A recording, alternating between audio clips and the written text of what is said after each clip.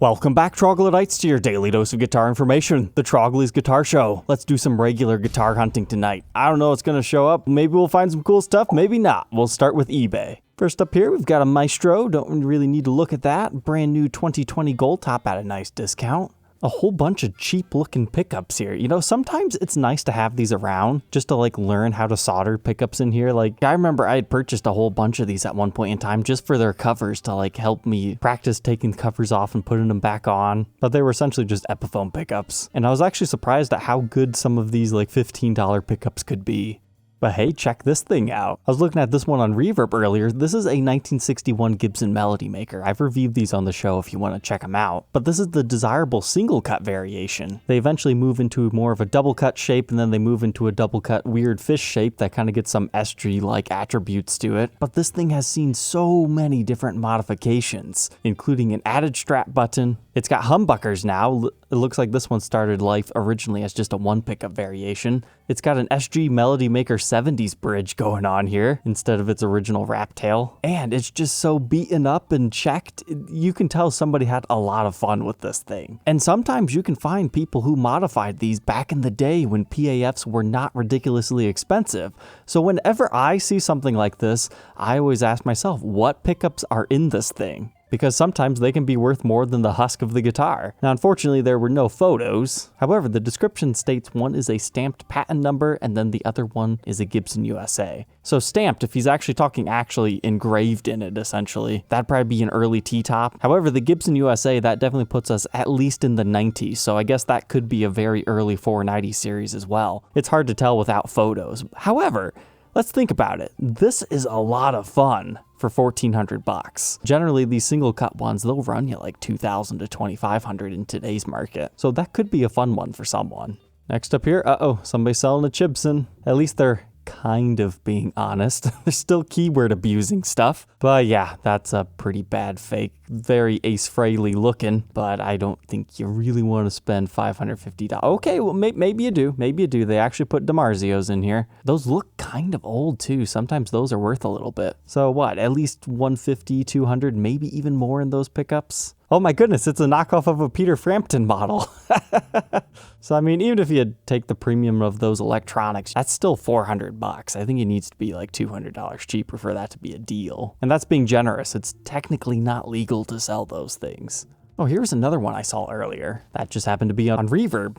But this is a 2001 Les Paul Deluxe at $1,800. A couple of years ago, this might not have seemed like such a deal, but nowadays that we have the brand new Les Paul Deluxe out there, there's a newfound interest in these things, so these older ones have started to go up in price, even though they're not necessarily very desirable. As far as the market saw them anyways, they're nice guitars, but 18 does not seem bad for the condition of this one, especially being in that nice ebony finish, which is not currently offered. At this point in time anyways, I'm sure Gibson will do an exclusive finish with them, because that looks great with the creamed out plastics. Next up, look at this thing. This is one of those crazy Music Zoo guitars, except for it's being offered at a discount now because it's technically used. Now to me, that either means somebody has traded this thing back in, or it got damaged in their shop, like someone was trying it out, they dinged it on something.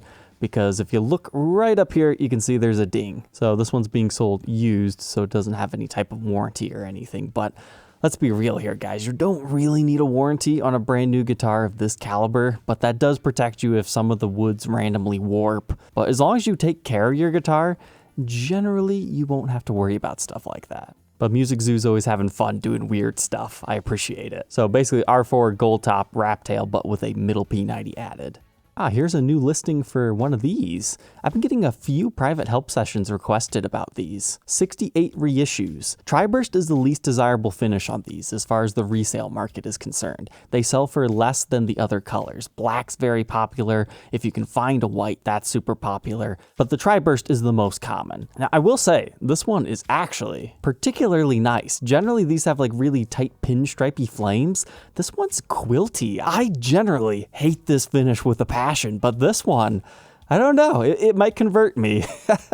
That's actually pretty nice looking. So you can watch for that one on eBay. It's got a whole week. I'm sure it's going to get bid up. But this is another good way to gauge the current guitar market, is to watch these open auctions, see what somebody's willing to pay. Next up, Jonas Brothers signed Gibson Les Paul. Please read Charity Lot PK2. All right, I can see some sort of a signature right there, but it's a nice blue Les Paul Studio. I mean, there's actually a signature Jonas Brothers Gibson guitar out there, just in case you didn't know. You can check out the review and demo right here. I don't know if I'd necessarily pay a huge premium for that, but hey, if you're a Joe Bro fan, go for it. But that's got a lot of finish checking right there, which unfortunately does happen on metallic finish Gibsons quite often. Here's a pretty good deal. We were talking about these in the demo shop not too long ago. Blemished Butercream. I kind of like that title. So it's basically just an aged white Les Paul Custom, but $4,000 for almost new guitar. That's not bad for one of these customs. I think that's about what the demo shop was asking for their one. Maybe that one was slightly less, but this one is technically a factory first and from 2021. But oh, there it is. Big old finish check stemming from there. That's why that one's cheap. Now, honestly, is that going to cause you any problems? Nah. Are any of these going to cause you any issues? No. Just say Murphy did it and it's worth $1,000 more. I wouldn't worry too much about those. This one's definitely the most unsightly though. Let's check this one. I always get excited when somebody says near mint because I know it's probably not actually near mint, but it should be pretty darn clean. So let's take a look at this. 3-piece top, I mean, that's just standard for this era in construction. The gold is looking particularly nice, so this might actually be what the seller's saying it is. You can also tell that this natural finish has not aged too much. Generally, these natural ones will be a little bit more of a darker yellow. So, wow. That one is looking quite nice. You even still have the lid ribbon on the case, so that tells you it hasn't been opened and closed a whole bunch. You've got all 3 latches, so that means it's been a case queen. All right.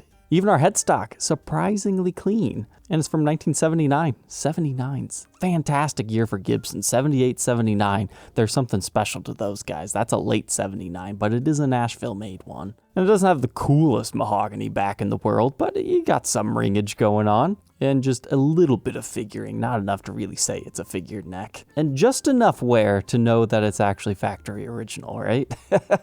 That's a pretty nice looking one. Everything's checking out on that. Now, is it worth $6,000? I think so, to the right guy. I mean, you don't buy this to play it. That's like something you hold back as an investment type thing. Or you just like the guitar, you like the way it looks, so you want to keep it around. Norlin era guitars have been going up a lot in value lately. But hey, check this out.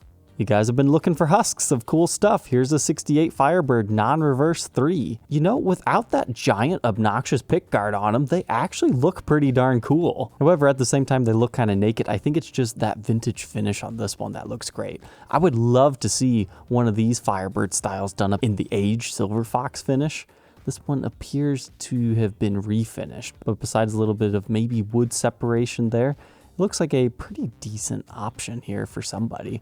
I mean, it's had some work, maybe even a heel repair, I don't know. Oh, that's why it looks so good. A veneer of rosewood to the front of the body before the new finish was added. So that makes me think, what are they hiding? They did that in order to hide the pickguard screws.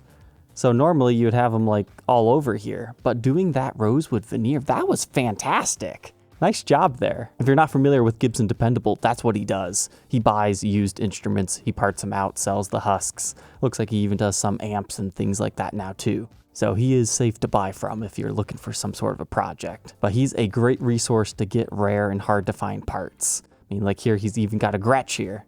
Here's another interesting one, an SG Supreme. This isn't my favorite finish. I really like the midnight blue ones, but you get all the flame top on here. Then you get the split inlays down here. Now it looks like somebody's replaced the pickups here with P94s. That's not a big deal. Those P90 imitation pickups would probably sound pretty good.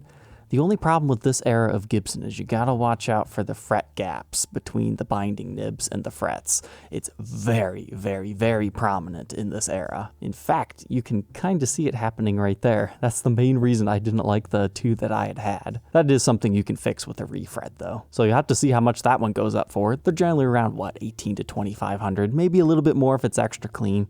Here we've got a strange knockoff. What is it with those giant F-holes that make this guitar look so strange? I mean, you've got that, you have the tailpiece being way too far back, and you've got the Florentine cut that makes this look strange, as well as the additional swoop right up here by the strap button that a Les Paul generally doesn't have. It's those small things that make this look so bizarre, and those knobs are not lined up traditionally either because of the F-holes.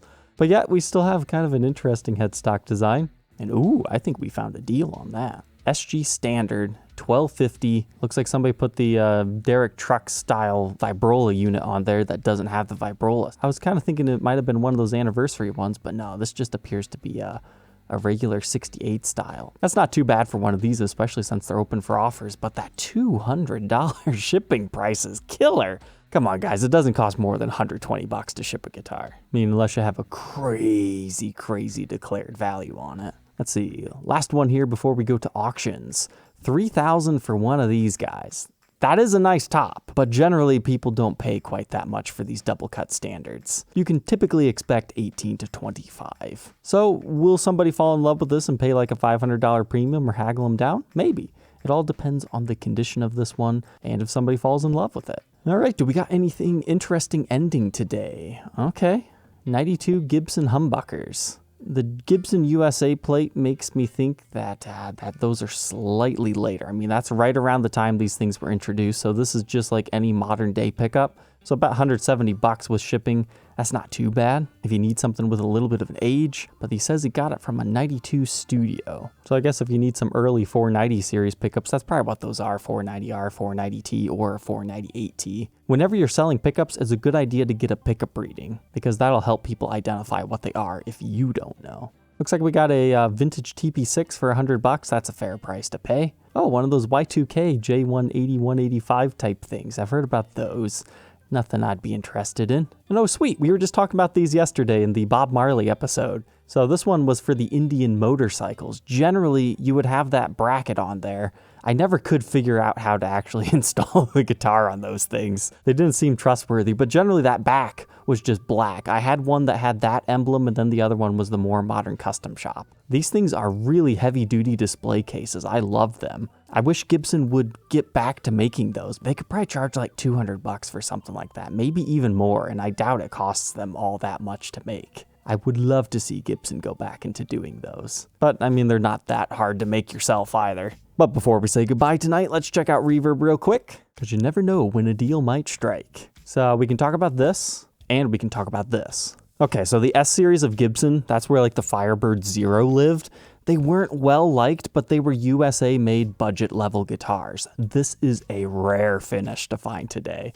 I could see these things becoming collectible in an ironic way in the future, simply because you gotta collect all the colors. Sure, they kinda don't sound that great, but if you could have a mint condition set, I think that would be worth holding on to for the future. I mean, they're not going to skyrocket and be crazy in value, don't get me wrong. It's just, I could see people, it's like the Marauder and the S1. They were cheap throwaway guitars back in the day, but nowadays people are paying like $1,500 for them. But it's amazing how putting covered pickups on one of these in this finish versus one of the more common red ones in the M2 series just makes it look way completely different. But you definitely don't see that gold one too often. But hey, this one actually appears to have maybe some decent figuring within the neck. That's what I like about these cheaper guitars with the maple necks. You never know what you're gonna find. And the last one, we've got a beautiful L6S. It's got a nice cherry sunburst finish that you don't find too often. Sometimes these will even have ebony fretboards, which this one also looks like. That's what's nice about the L6S is you can find them in every single combination that you normally find within Gibson. You can find them with maple fretboards, you can find them with ebony fretboards, you can find them with rosewood fretboards, you can find them with bolt-on necks in the L6 Midnight series. And then there's also the Deluxe series that's a little bit different from these guys that has the string through. That's what makes the L6S series of guitars pretty interesting. All right, Troglodytes, I hope you enjoyed tonight's episode. Don't forget to like, comment, and subscribe, and we will catch you tomorrow on the next one. Take care.